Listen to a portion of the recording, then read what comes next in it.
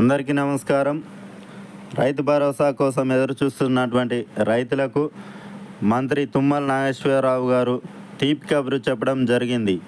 ఇప్పటికే రైతులకు 2 లక్షల వరకు ఉన్నటువంటి రుణాలను మాఫీ చేయగా మరో పథకం కింద అన్నదాతల అకౌంట్లలో డబ్బులు జమ చేసేందుకు ప్రభుత్వం సిద్ధమైంది. త్వరలోనే పంట పెట్టుబడి సాయం కింద రైతు భరోసా పథకాన్ని ప్రారంభిస్తామని మంత్రి తుమ్మల నాగేశ్వరరావు గారు వెల్లడించడం జరిగింది.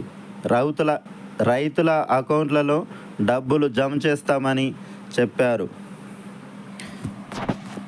అయితే ఇప్పటి వరకు రైతన్నలు ఎంతో ఆశతో ఎదురు చూస్తున్నటువంటి రైతు భరోసా పథకాన్ని తెలంగాణ ప్రభుత్వం ఇప్పటికే 2 లక్షల రైతు రుణమాఫీ చేసినటువంటి సంగతి తెలిసిందే. మొత్తం 3 విడతల్లో అన్నదాతల రుణాలు మాఫీ చేశారు.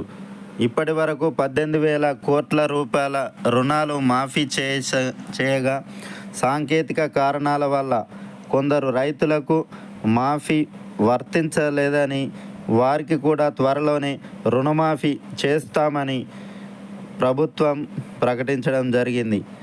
ప్రస్తుతం క్షేత్రస్థాయిలో సర్వే జరుగుతోందని, సర్వే అనంతరం రుణమాఫీ పూర్తి చేయనున్నట్లు ఇటీవల ముఖ్యమంత్రి రేవంత్ రెడ్డి గారు వెల్లడించడం జరిగింది. తాజాగా వ్యవసాయ శాఖ మంత్రి తుమ్మల నాగేశ్వరరావు గారు రైతులకు తీపి కబురు చెప్పడం జరిగింది.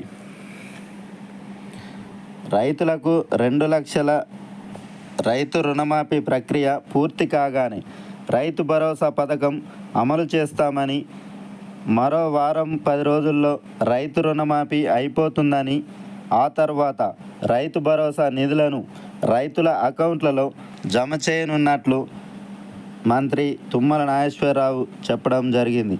తెలంగాణలో రైతు రుణమాఫీ హామీ అమలు కాలేదని ప్రధాని నరేంద్ర మోడీ చేసినటువంటి వ్యాఖ్యలు అర్ధరహితమని మంత్రి గారు మండిపడ్డారు.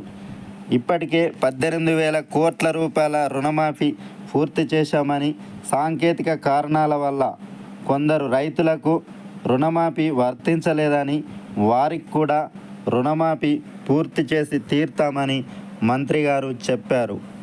ఇక రైతు భరోసా పథకం కింద ప్రభుత్వం ప్రతి ఎకరానికి 15,000 రూపాయల పంట సాగు సహాయం చేయాలని నిర్ణయించింది. ఖరీఫ్, రబీ సీజన్లలో 2 విడతల్లో కలిపి ఎకరానికి 7,500 రూపాయల చొప్పున పంట పెట్టుబడి సహాయం, 2 పంటలకు కలిపి 15,000 రూపాయలను అందించనుంది కాంగ్రెస్ ప్రభుత్వం. గత బీఆర్ఎస్ ప్రభుత్వం రైతు బంధు పేరుతో ఎకరానికి 10,000 రూపాయల పంట పెట్టుబడి సాయాన్ని అందించగా, కాంగ్రెస్ ప్రభుత్వం అదే పథకాన్ని రైతు భరోసా పథకంగా మార్చి ఎకరానికి 15,000 రూపాయలు పంట పెట్టుబడి సహాయం అందించేందుకు సిద్ధమైంది. అయితే ఈ రైతు భరోసా పథకాన్ని అర్హులైనటువంటి రైతులకు మాత్రమే అందజేస్తామని మంత్రి తుమ్మల ప్రకటించారు. ఎవరైతే పంట సాగు చేస్తారో వారికి మాత్రమే రైతు భరోసా పథకాన్ని అందజేస్తామని మంత్రి గారు చెప్పడం జరిగింది. గత బీఆర్ఎస్ ప్రభుత్వం పంట సాగు చేయని వారికి కూడా కొండలు, గుట్టలు, వెంచర్లకు రైతు భరోసా, రైతు బంధు పథకాన్ని అమలు చేసి 1,000 కోట్ల రూపాయల ప్రజాధనాన్ని వృధా చేయడం జరిగింది గత బీఆర్ఎస్ ప్రభుత్వం. గతంలో కొండలు, గుట్టలు, రియల్ ఎస్టేట్ స్థలాలు, సాగులో లేని భూములకు రైతు బంధు పథకాన్ని అందించి నిధులు పక్కదారి పట్టించారని మంత్రి తుమ్మల నాగేశ్వరరావు ఆరోపించడం జరిగింది. ఈసారి మాత్రం అలా కాకుండా కేవలం సాగులో ఉన్నటువంటి భూములకు మాత్రమే రైతు భరోసా పథకాన్ని అందిస్తామని మంత్రి గారు చెప్పారు.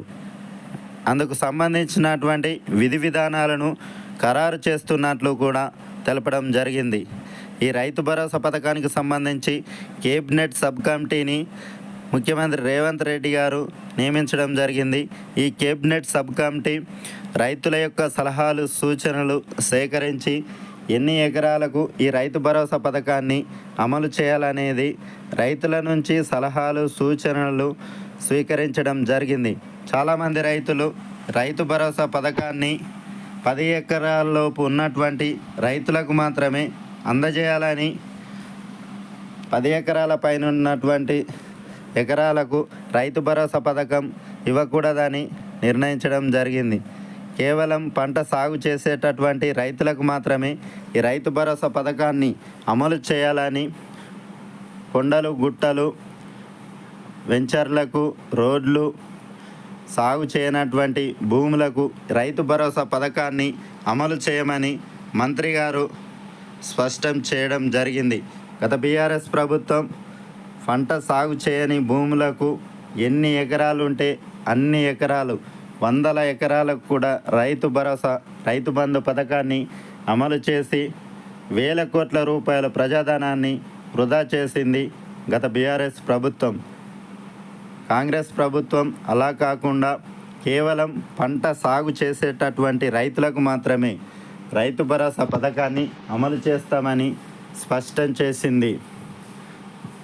గతంలో మాదిరిగా కాకుండా కేవలం పంట సాగు చేసేటటువంటి రైతులకు మాత్రమే రైతు భరోసా పథకాన్ని అమలు చేస్తామని ప్రకటించింది కాంగ్రెస్ ప్రభుత్వం. ఈసారి కౌలు రైతులకు కూడా పంట పెట్టుబడి సహాయాన్ని అందజేస్తామని ముఖ్యమంత్రి గారు ప్రకటించడం జరిగింది. కౌలు రైతులకు పంట పెట్టుబడి సహాయం అందజేస్తామని సీఎం రేవంత్ రెడ్డి గారు ప్రకటించడం జరిగింది. రైతు కూలీలకు కూడా సహాయం అందజేస్తామని ముఖ్యమంత్రి గారు ప్రకటించడం జరిగింది. ఈ రైతు భరోసా పథకాన్ని త్వరలోనే విధి విధానాలను రూపొందించి రైతు భరోసాకు సంబంధించినటువంటి నిధులను సిద్ధం చేయాలని కూడా అధికారులను ముఖ్యమంత్రి రేవంత్ రెడ్డి గారు ఆదేశించారు. నిధులు సమకూరిన తర్వాత తొందరలోనే రైతు భరోసా పంట పెట్టుబడి సహాయాన్ని రైతన్నల అకౌంట్లలో జమ చేస్తామని ముఖ్యమంత్రి రేవంత్ రెడ్డి గారు ప్రకటించడం జరిగింది.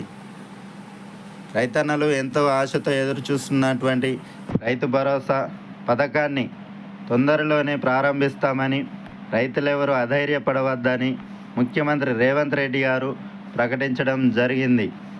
ఈసారి కేవలం సాగు చేసేటటువంటి భూములకు మాత్రమే ఎకరానికి 7,500 రూపాయల చొప్పున 2 పంటలకు కలిపి 15,000 రూపాయలు పంట పెట్టుబడి సహాయాన్ని అందజేస్తామని ముఖ్యమంత్రి గారు చెప్పడం జరిగింది. Thanks for watching. Please subscribe my channel. Thank you.